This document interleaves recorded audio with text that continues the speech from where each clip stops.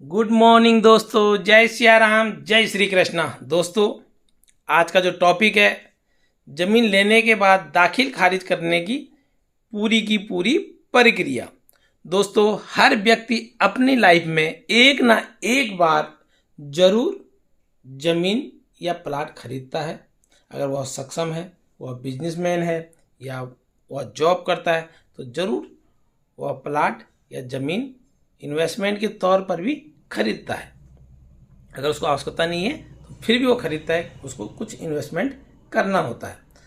तो दोस्तों, इसी बारे में आज हम आपसे डिस्कस करने वाले हैं। तो दोस्तों, रजिस्ट्री के 35 दिन के बाद आप दाखिल खारिज के लिए आवेदन कर सकते हैं। रजिस्ट्री के 35 दिन के बाद, दोस्तों 35 दिन का टाइम होता है।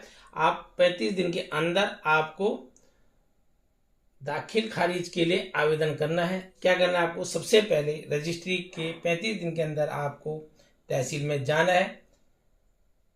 किसी वकील के माध्यम से एक आवेदन का प्रारूप बनाना है, पूरा का पूरी फाइल बनानी है और उसको जो आवेदन है उसको पूरा का पूरा भरना है और उसमें अपनी रजिस्ट्री की फोटोकॉपी लगानी है। उसके बाद आपको लेखपाल के पास जाना है।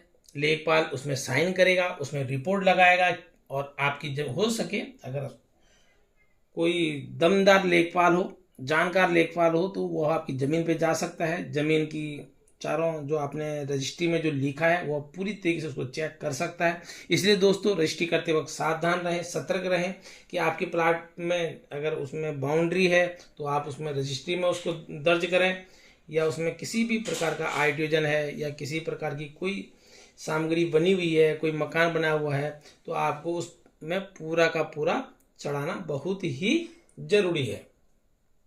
तो दोस्तों, लेखपाल अपनी रिपोर्ट लगाएगा। अगर आपकी रिपोर्ट सही है तो वह सम्मन तालीम करेगा। जिसने प्लाट बेचा है और जिसने खरीदा है, दोनों के लिए सम्मन आएगा। आप उसको रिसीव करें। उस रिसीव कर ये सम्मन इसलिए होता है कि किसी की आपत्ति तो नहीं है, आपने रजिस्ट्री कर दी, दाखिल खरीद कराने में किसी की आपत्ति तो नहीं है। हो सकता है कि जिससे आपने प्लाट लिया हो उसको पैसे ना मिले हों पूरा, तो वहाँ पर बोल सकता है कि भाई इसमें मेरी आपत्ति है, मुझे तो पैसे नहीं मिले हैं, तो उसमें वो आपत्ति लगा सकता है। और सेकंड बात ये होती है कि वो कह सकता है कि रजिस्ट्री फर्जी है। अगर आपने गलत तरीके से रजिस्ट्री कराई है तो वो कह सकता है कि रजिस्ट्री फर्जी है, तो उस स्थिति में भी वह आपत्ति लगा सकता है। तो दोस्तों, सम्मन पूरा करने के बाद आपत्ति का जो अवसर होता है वो दोनों पक्ष, बेचने वाले पक्ष का अधिकार होता है। अगर उसको पैसे नहीं मिले तो वह आपत्ति लगा सकता है। अगर उसको पैसे पूरे मिल गए हैं, आपकी और उसकी पूरी बात क्लियर हो चुकी है, तो वह बोल देगा कि मुझे किसी भी प्रकार का कोई दिक्कत नहीं है, आप अपनी दाखिल खारिज करें। तो उसके बाद दाखिल खारिज का जो वो है, तहसीलदार करेगा, दाखिल खारिज के लिए आदेश कर देगा। किसको करेगा? कानगो रजिस्ट्रार के लिए। हर तहसील में एक कानगो रजिस्ट्रार जरूर होता है। तो तहसीलदार कानगो रजिस्ट्रार के लिए दाखिल खारिज का आदेश कर देगा। उसके बाद आपको कानगो रजिस्ट्रार के पास जाना है कि सर, मेरा सारा काम हो गया है, आप मेरी जो रजिस्ट्री है उसको ऑनलाइन चढ़ा दीजिए। तो कानगो रजिस्ट्रार जो है वो ऑनलाइन डिवाइस जो है आपकी खतौनी को चढ़ा देगा। खतौनी होती क्या है?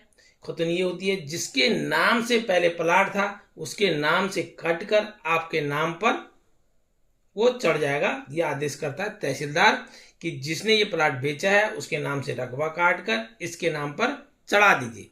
फॉर द एग्जाम्पल, रमेश ने प्लाट बेचा था, राकेश ने खरीदा था, तो जिसने आपको बेचा है उसके नाम से रकबा कट कर आपके नाम पर चढ़ जाएगा। ये होता है मेन दाखिल खारिज। तो ये ऑनलाइन डिवाइस लगा देगा और दाखिल खारिज आपकी कर देगा, आपका नाम दाखिल खारिज में चढ़ जाएगा। जब आपके नाम दाखिल खारिज में चढ़ जाएगा तो आप क्या करेंगे? ऑनलाइन खतौनी निकालेंगे।